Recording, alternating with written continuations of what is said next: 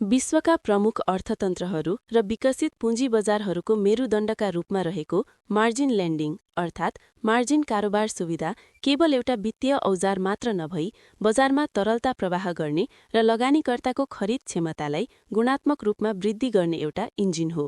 अमेरिकादेखि चीनसम्म र बेलायतदेखि दक्षिण कोरियासम्मका बजारहरूमा यो सुविधाले लगानीकर्ताहरूलाई आफ्नो विद्यमान पोर्टफोलियोलाई धितो राखेर थप पुँजी परिचालन गर्न अनुमति दिन्छ। यद्यपि हरेक देशको नियामक ढाँचा, जोखिम वहन गर्ने क्षमता र बजारको परिपक्वता अनुसार यसको स्वरूप र नियमहरू फरक पाइन्छन्।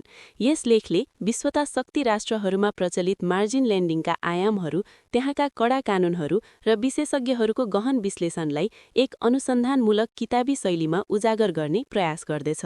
यो लेख शेरपुर र मिस्टर बुल पुस्तकका लेखक नारायण सापकोटाले तयार पार्नुभएको हो। मार्जिन लेन्डिङको उद्गम र सबैभन्दा परिष्कृत रूप संयुक्त राज्य अमेरिकाको वाल स्ट्रिटमा देख्न सकिन्छ। यहाँ फेडरल रिजर्भको रेगुलेसन टी अन्तर्गत लगानीकर्ताले सुरुमा सेयर किन्नका लागि कम्तीमा 50% रकम आफ्नै खल्तीबाट हार्नुपर्छ, जसलाई इनिसियल मार्जिन भनिन्छ। अमेरिकामा फिनरा जस्ता नियामक निकायहरूले बजारको अस्थिरतालाई ध्यानमा राख्दै मार्जिन लेन्डिङलाई कडा निगरानीमा राख्छन्। वाल स्ट्रिटका प्रसिद्ध लगानीकर्ता तथा लेखक रे डालियो, जो ब्रिजवाटर एसोसिएट्सका संस्थापक हुन्, उनले मार्जिन लेन्डिङको भूमिकाबारे महत्त्वपूर्ण दृष्टिकोण राखेका छन्। उनी भन्छन्, ऋण वा लिभरेज एउटा यस्तो शक्ति हो जसले आर्थिक चक्रलाई गति दिन्छ। मार्जिन लेन्डिङले लगानीकर्तालाई आफ्नो पुँजीको उच्चतम सदुपयोग गर्न सिकाउँछ, तर यदि यसलाई उत्पादक सम्पत्तिमा लगाइएन र केवल सट्टेबाजीमा प्रयोग गरियो भने यसले सन् 1929 वा 2008 को जस्तो वित्तीय सङ्कट निम्त्याउन सक्छ। त्यसैले अमेरिकी बजारमा मार्जिन सुविधा सधैँ डिलिभरेजिङको जोखिमलाई ध्यानमा राखेर मात्र प्रयोग गरिनुपर्छ। डालियोको यो भनाइले अमेरिकी बजारमा मार्जिनको शक्ति र यसको विनाशकारी सम्भावना दुवैलाई सङ्केत गर्दछ। एसियाली बजारको कुरा गर्दा चीन र भारतले मार्जिन लेन्डिङलाई आफ्नो अर्थतन्त्रको आकार अनुसार निकै व्यवस्थित बनाएका छन्। चीनको साङ्घाई र सेन्जेन स्टक एक्सचेन्जमा मार्जिन कारोबार र सेक्युरिटिज लेन्डिङका लागि कडा नियमहरू छन्। चीनले अक्सर बजारमा अत्याधिक उछाल आउँदा मार्जिनको सीमा घटाउने र बजार सुस्त हुँदा बढाउने प्रो साइक्लिल नीति अपनाउँछ। यता भारतमा सेबीले मार्जिन लेन्डिङलाई निकै सुरक्षित बनाएको छ। भारतीय शेयर बजारका दिग्गज लगानीकर्ता राकेश झुन्झुनवालाले आफ्नो जीवनकालमा मार्जिन र लिभरेजको प्रयोगबारे एक महत्त्वपूर्ण शिक्षा दिएका थिए। उनले भनेका थिए, शेयर बजारमा पैसा तपाईको खल्तीको पुँजीले मात्र होइन, तपाईको कन्भिक्सनले कमाइन्छ। यदि तपाईलाई कुनै कम्पनीको भविष्यमा पूर्ण विश्वास छ भने मार्जिन लिएर लगानी गर्नु गलत होइन, तर याद राख्नुहोस्, मार्जिनमा गरिएको लगानीले तपाईको नाफा मात्र होइन, घाटा पनि गुणात्मक रूपमा बढाउँछ।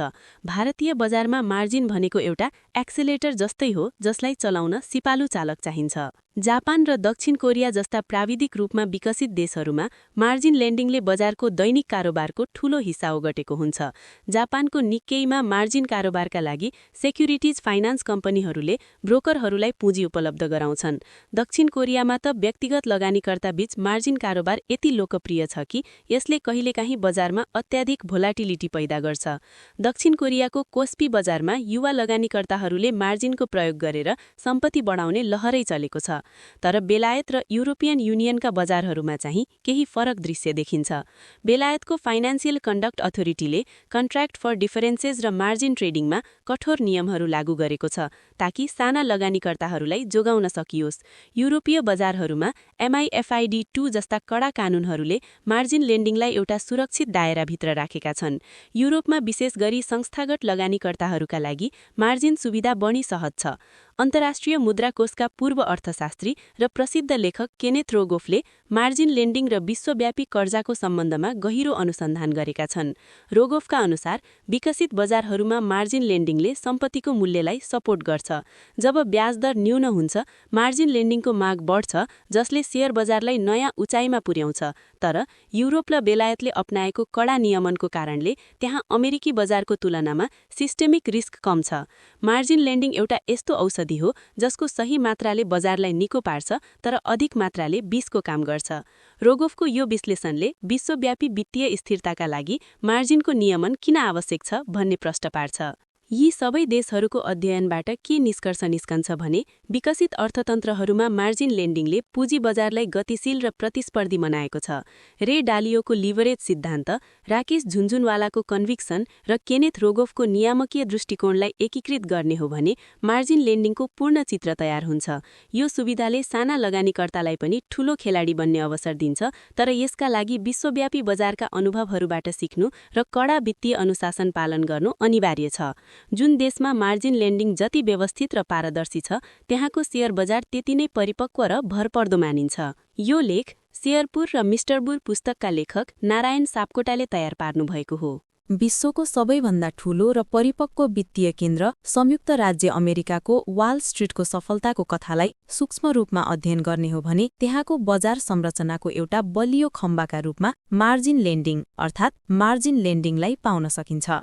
धेरैले मार्जिनलाई केवल ऋण लिएर शेयर किन्ने प्रक्रियाका रूपमा मात्र बुझ्ने गर्दछन्, तर वास्तवमा यो त बजारलाई तरल, प्रतिस्पर्धी र बहुआयामिक बनाउने एउटा आधारभूत संयन्त्र हो। विशेष गरी अमेरिकी बजारमा मार्जिन एकाउन्टको उपस्थिति बिना आधुनिक वित्तीय औजारहरू जस्तै अप्सन ट्रेडिङ, फ्युचर्स र सर्ट सेलिङको कल्पना समेत गर्न सकिँदैन। यस अनुसन्धानमूलक लेखले अमेरिकी बजारको सन्दर्भमा मार्जिन लेन्डिङले कसरी शेयर बजारलाई परिपक्व र भरपर्दो बनाउँछ र यसले नयाँ वित्तीय आविष्कारहरूका लागि कसरी जगको काम गर्छ भन्ने विषयलाई किताबी शैलीमा प्रस्तुत गर्दछ।